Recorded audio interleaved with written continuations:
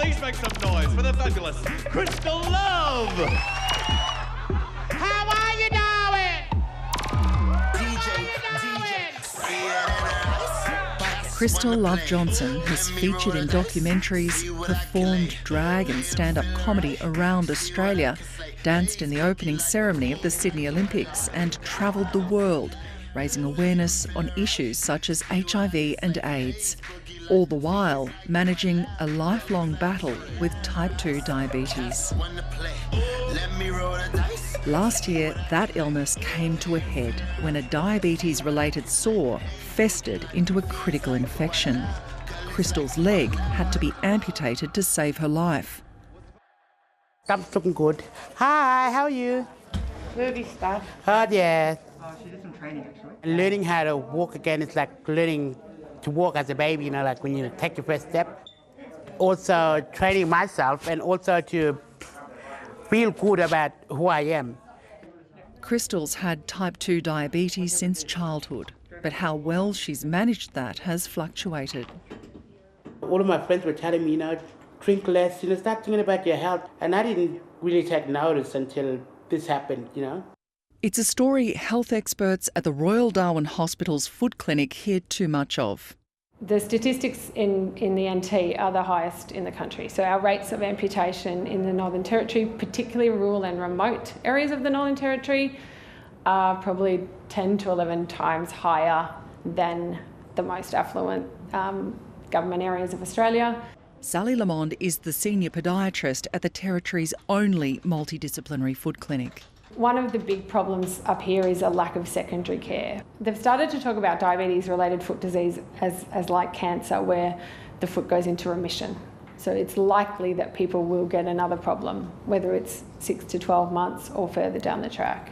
The Minister for Health has responded with a statement saying funding to prevent diabetes and to support Territorians living with the disease is provided across many different components of primary health and the agency.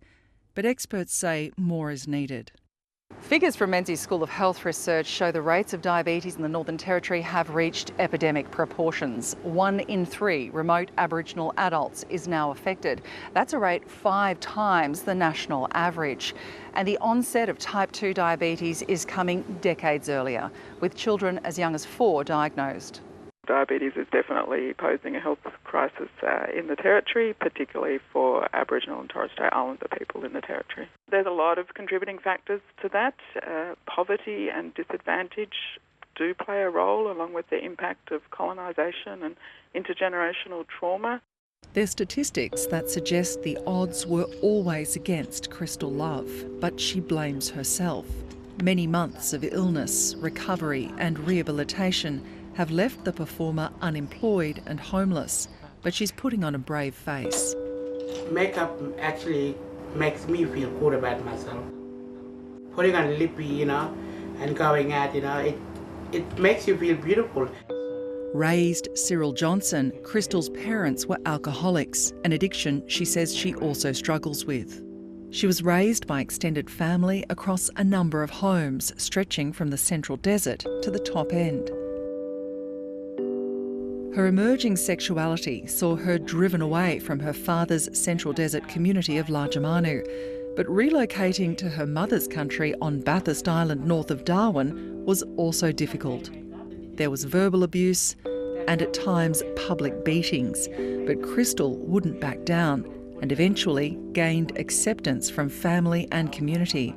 It was really hard for TV people to accept sister girls because of, you know, Christianity and because of the church, you know, had a lot of influence in our community.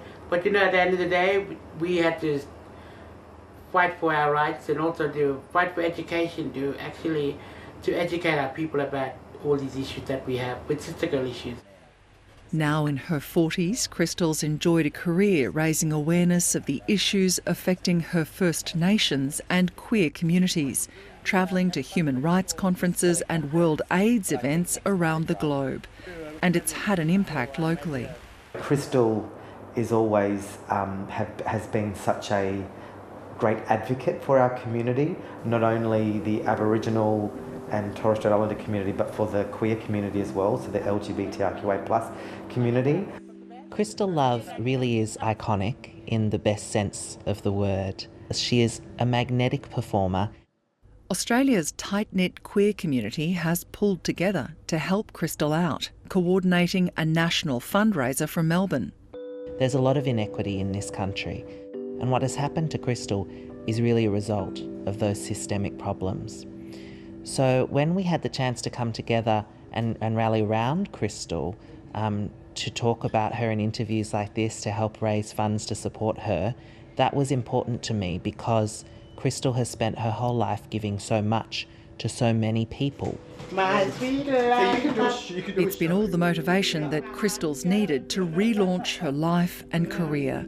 She's now part of an advisory committee for the Sydney World Pride 2023 and preparing for a return to the local stage. She jokes about it, and she said that she's got more material now for her stand-up and for her performances. So I actually can't wait to see that now and see how she incorporates it all into her act. It's a light touch to an important message. Diabetes is definitely affecting, all of our community, but particularly our, First Nations community. I know a lot of people that have suffered, that have actually, have passed away from diabetes, but also are on dialysis, and young people as well. So it's rampant within the First Nations community here in Australia. Everyone's a celebrity, but you're the best. All eyes are now on the upcoming Darwin Festival, where Crystal will make her comeback. The good thing of all is that I have good friends, good family, and good networks. And I'm so lucky that I wouldn't trade that for anything.